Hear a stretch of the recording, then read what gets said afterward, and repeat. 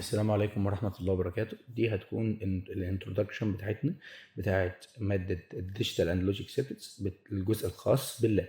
جميل. ليه في انترودكشن اساسا؟ لان انا بفترض ان في اجزاء كتير احنا هنكون محتاجينها معانا خلال التجارب بتاعتنا. ممكن تكون انت نسيها عادي، مفيش مشكلة، احنا كلنا بننسى عادي يعني. بني ادمين طبيعي. فنبتدي بالانترودكشن. بسم الله الرحمن الرحيم. البريد بورد اختراع رهيب جدا. حلو. ليه؟ والله لان ببساطه ان بيسمح لي ان انا اختبر الفكره بتاعتي قبل ما ابتدي اعمل بيها البي سي بي، اللي هي البورده النحاس اللي بتبقى بتاعت زي بتاعت الكمبيوتر او بتاعت التلفزيون او بتاعت الموبايل بتاعي. طب ما تقول لي والله ما هختبر، فانا عارف ان في سيميليشن. اقول لك لا، الخطوات بتاعتك بتاعت لما تيجي تطلع اي فكره ان احنا تبتدي توصل، بتبتدي من اول ان انا بجيب ايه الفكره. حلو. الايديا بتاعتي. جميل. وبعد كده بلوج دايجرام. هتقول لي بلوج دايجرام ازاي؟ اقول لك والله ان انت مثلا حاجه مثلا زي ان والله تقول ان في عندي ميكروفون. حلو. دايره الميكروفون دي والله داخلها على امبليفاير مثلا، اللي هي المكبر. حلو. وبعد كده والله طلع على السبيكر يعني عشان الوقت. جميل. وبعد كده ببتدي اصمم بقى كل جزئيه دي في الديزاين. جميل. واختبرها سيميوليشن. وبعد كده والله ببتدي بقى اعمل بروتوتايبنج. من مراحل البروتوتايبنج ببتدي بيها بالبريد بورد. وبعد كده ببتدي اعمل دايره مبدئيه معموله بالبي سي بي، واختبرها. وبعد كده يطلع المنتج النهائي اللي هو البرودكت بتاعي النهائي اللي انا بحاول اطلعه. جميل. حلو قوي. حلو قوي. طيب اللي بعده. هل البريد بورد دي فيها نوع واحد؟ لا لك لا. احنا نقدر نقسمها لاكتر من نوع بالنسبه للسايز حجمها. كويس. اول نوع او خلينا قبل ما نبتدي نشتغل على الانواع او نبتدي نتكلم على الانواع، عايزين نعرف التكوين بتاعها. انا ازاي بستخدمها في التوصيل؟ بستخدمها في التوصيل ان انا اول حاجه بقسمها يعتبر لثلاث اجزاء. الجزء الاولاني ده اللي هو بتاع الباور، الجزء بتاع الباور هنا، وبعد كده الجزء بتاع السيركت اريا، وجزء باور كمان. جميل. طب ايه الباور ريل؟ والله قصدي بالباور ريل ان يفضل او باي كونفنشن كده ان هتلاقي ان في جزء في جزء معروف ان هو بتاع الفي سي سي الاحمر. حلو. والجزء الثاني بيبقى متعلم باللبني للجراوند. حلو. والجزء ده ان انا بستخدمه عشان اوصل الدايره بتاعتي اللي هو السيركت اريا، والجزء الثاني نفس الجزء اللي هو الايه اللي احنا بدانا بيه. جميل. حلو قوي. حلو قوي. هتلاقيني بوضح لك هنا ان راسم لك هنا ان النقط دي كلها موصله ببعض، والنقط دي حلو او الجزء ده مفصول تماما عن الجزء ده. الجزء الاحمر اللي هو الباور ريل والجراوند ده اللي اتكلمنا عليه. هتلاقي ان انت بيبقى عندك في بريد بورد بتبقى انديكيشن كده ان هو بيقول لك ايه باي كونفنشن. انا متوقعين احنا. حلو. ان انت هتحط الفي سي سي هنا والجراوند هنا بس عادي يعني، مش ممكن تحط الجراوند الفي سي سي هنا والجراوند هنا عادي، ما حدش هيقتلنا يعني. جميل. طيب هتلاقينا موضح لك الباور ريل، الجزء بتاع الباور. جميل. اهي نفس الجزء اللي احنا اتكلمنا عليها اللي هي الموجب اهي والسالب. حلو قوي. طيب واحده من المشاكل ومن الاسباب ان البريد بورد انا ما بحبهاش ببساطه لان والله يا باشمهندس المشروع كان شغال وعلق، او انت شغلت المشروع تخش تنقله من على الترابيزه دي للترابيزه دي، المشروع باظ. طب ليه؟ عشان نفهم الجزئيه دي فاحنا فتحنا البريد بورد. حلو. من ورا هتلاقي ان هي عباره عن كليبسز صغيره كده مرصوصه بالرصه دي. حلو. لو جيت بصينا على الكليبس ده هتلاقي ان انت لما بتيجي تحط البنايه هنا، حلو، فالكلين كليبس دول بيقفلوا على البنايه. حلو. طب مع ان انا احطها اكتر من مره ايه اللي بيحصل؟ الكليبس ده بيضعف. حلو. ما بيقفلش على الكليبسايه، سوري، على البنايه كويس. فايه اللي بيحصل؟ ان لما البريد بورد تبتدي تتحرك او تتهز، حلو، او ان احنا او المشروع ان انت تنقله عادي ما بيبقاش البنايه ما تبقاش موصله كويس. حلو قوي. حلو قوي. طب دي معموله من ايه؟ والله معموله من ميتال كوندكتنج ماتيريال عشان توصل. حلو. جميل قوي. الاحجام بتاعتها ابتدي ان انا اقسمها، هي ملهاش حجم واحد زي ده. هل لا، بيبقى ممكن اقسمها بالاحجام. اول حجم معايا اللي هو الميني، حلو، 170 بالنية عادي، بستخدمها على حسب المشروع بتاعي، او على حسب الفكره او حجم الفكره اللي انا بحاول اختبرها. طيب بعد كده السمول، الجزء الصغير 400 بالنية. بعد كده الجزء بتاعي اللي هو الفول سايز اللي هو 830 بالنية. وهنا تيجي تقول لي ثواني، مش دي اللي موجوده شفناها في المعمل؟ اقول لك ما في نوع كمان اسمه الاكستندد، بسميه بريد بورد اكستندد. ليه؟ هتلاقي هو نفس الفول سايز ده، بس في اكتر من واحده محطوطين جنب بعضهم. لو انت مش واخد بالك معايا، جميل، هتلاقي اكتر من واحده محطوطين او مرصوصين جنب بعض. حلو قوي، حلو. ليه انا ما بحبش البريد بورد؟ بغض النظر عن السبب اللي احنا اتكلمنا عليه، اللي هو بتاع الكليبسز المعموله بيه، عشان المنظر ده كويس. لو في حاجه فصلت او في مشكله حصلت، عشان ان احنا نوصل لسبب المشكله، لا هنمسك هنقعد نمسك بقى ايه، نتست ونشوف هناخد وقت طويل قوي عشان نطلع السبب او المشكله اللي موجوده في الدايره. عشان كده لما بنصح ان لما تيجي تست دايره بالحجم ده، حلو، ان انت تستها على اجزاء، حلو، تكون تاخد وقتك في ان انت تنظم، او ان انت تست سيميليشن وتبتدي او ما تيجي تجمع الاجزاء دي تعملها على الايه، على تست الاجزاء دي لوحدها وتختبرها، وبعد كده على طول ببورده نحاس، بتبقى بورده نحاس مخرمه كده، حلو، وتلحم بيها احسن، حلو، عشان لو بالذات الاحجام الكبيره دي. طيب الجهاز التاني الرهيب بتاعنا وهو المالتي اميتر او الاو، كويس.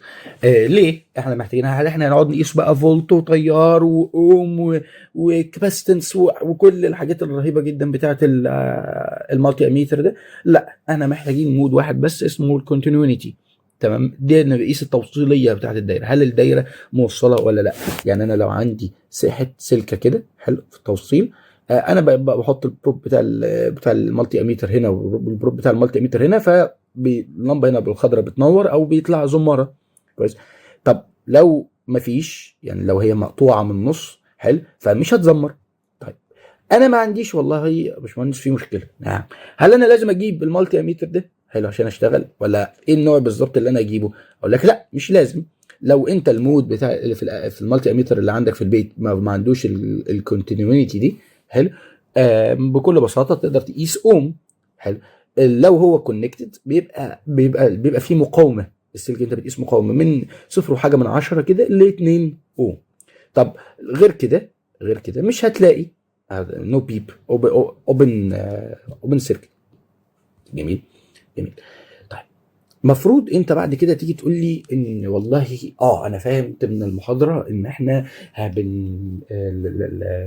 لدكتور علي لا، ان والله ان احنا في لوجيك جيتس. اللوجيك جيتس دي بوكسات بلوكس بتتحط، بتترص جنب بعض كده، جميل. وبنحط التروث تيبل بتاعتها، او بنحدد الانبوت هنا، والله بيطلع اوتبوت، وخلاص على كده وخلاص على كده. هل دي ليها استخدامات؟ طب ايه علاقه ده بالترانزستور اللي احنا شفناها في المادات الالكترونيكس؟ جميل، سواء الموسفيت ترانزستور او البي جي تي ترانزستور. اقول لك بكل بساطه ان الترانزستورز دي احنا بنتعامل معاها هنا انها سويتشات. حلو، السويتشات دي بتتركب مع بعضها، حلو، انها تعمل لي اللوجيك جيت دي، زي المثال اللي قدامنا هنا اللي هو بتاع الناند سيركت. حلو قوي، جميل قوي. طيب حلو. طب انا بقى محتاج، يعني هل الناند سيركت دي انا بتعامل معاها بالطريقه دي؟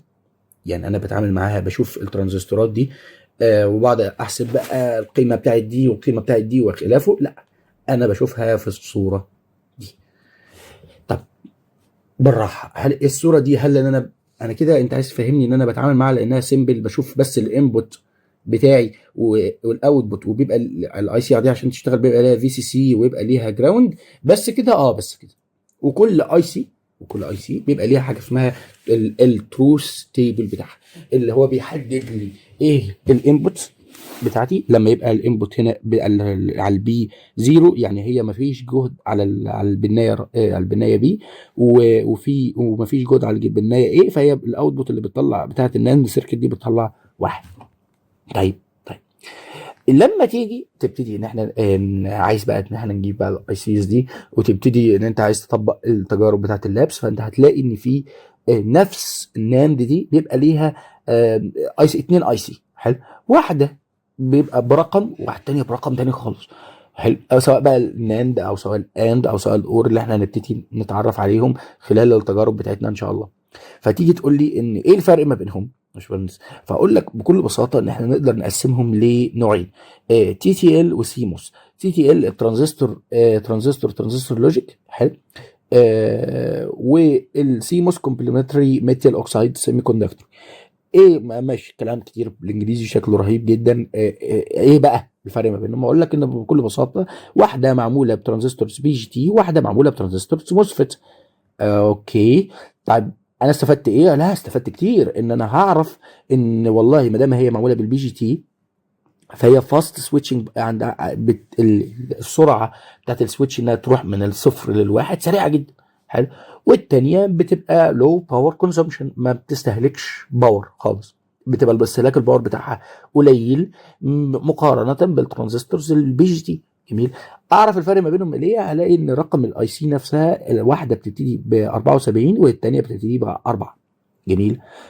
هل انا هستخدم ده؟ هل احفظه؟ لا، انا بس اللي محتاجك ان انت تبقى تفطنه، او ان انت تاخد بالك منه في المرحله اللي احنا فيها، ان ده موجود. حلو. ان ده ساعات بنراعيه لو انا بصمم دايره بتعتمد على اللوجيك جيتس، او انا محتاج الاي سي دي في الدايره بتاعتي، فانا براعيه في الديزاين بتاعي، بفكر فيه. حلو. بس معلومه بس.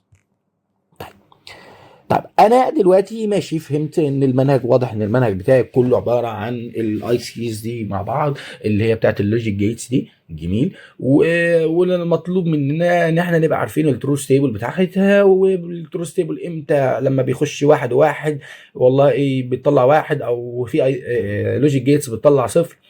ايوه ايا يكن. جميل. حلو قوي. طيب هستفيد ايه برضو؟ يعني هل انا برضو بس كل الفكره ان انا هبقى عارف ان انا عندي اللوجيك جيتس بتاعتي دي، وابقى حافظ التروث تيبل بتاعتها وخلاص على كده وهو ده اللاب؟ لا. لا مش هيبقى هو ده اللاب.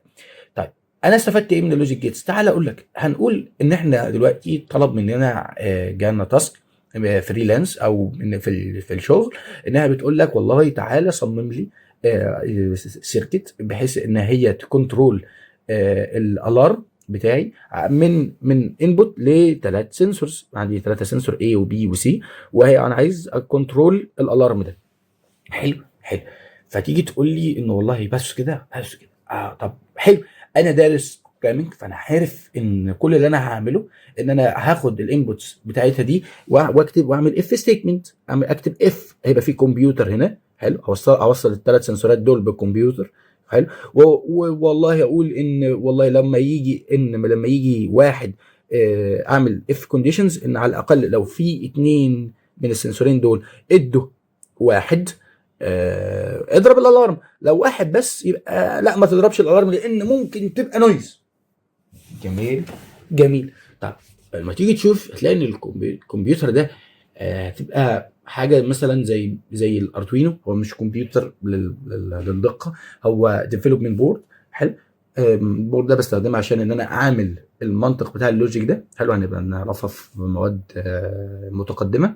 هلاقي ان سعرها عالي قوي، في بورد من دي او بتوصل سعرها 400 و600 جنيه و300 جنيه. بس التاسك كان المطلوب مننا ان احنا نصممها باقل سعر ممكن. فتيجي هنا فايده اللوجيك جيتس، ان احنا هنستاك اللوجيك جيتس دي مع بعضها. حلو. بحيث انها تنفذ لي الفانكشن دي، ان على الاقل 2 من لو في 2 من دول على الاقل طلعوا هاي، او الثلاثه طلعوا هاي او وصلوا واحد، فاضرب الالارم اللي هو طلع لي اوتبوت واحد. جميل. ودي هتبقى فكره اللوجيك جيتس بتاعتنا. هتيجي تقول لي ان ماشي خلاص لوجيك جيتس، خلاص انا فهمت ان في انبوتس اهي وفي اوتبوت. طب انت ليه بقى عايز تعرفني البوش بوتون؟ يعني هي معلومات وخلاص. حلو. اقول لك بكل بساطه ان انت خلال اللاب بتاعنا هيبقى في طريق او 3 طرق.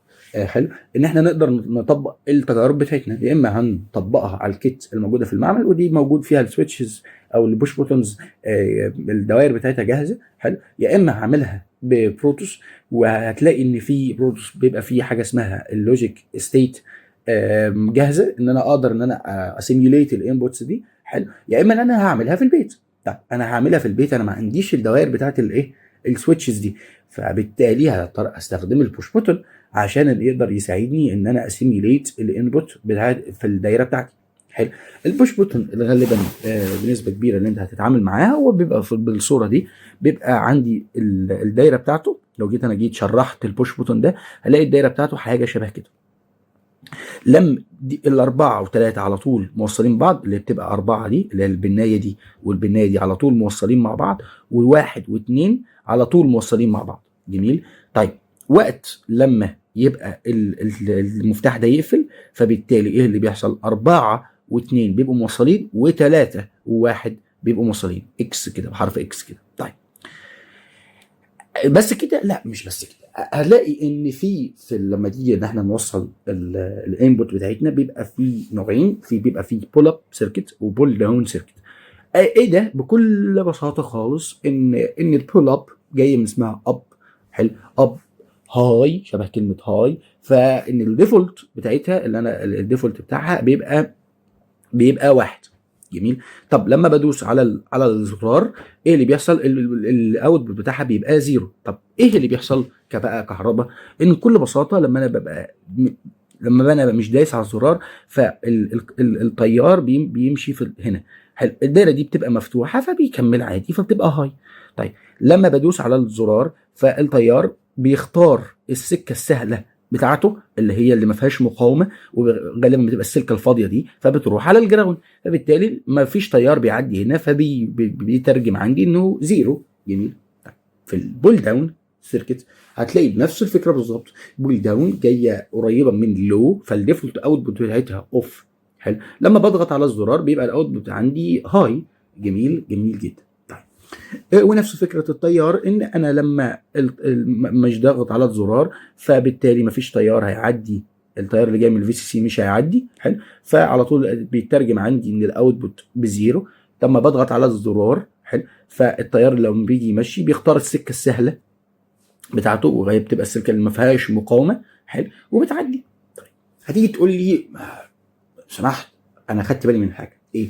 انت بتقول لي ان انا لازم ابقى ديزاينر شاطر، بحسب كل حاجه انا بحطها. جميل. وقلنا ان احنا في تسهيلا في الماده دي مش مطالبين نحسب الريزيستورز والقيم قوي، احنا بنتعامل مع اي سيز بس.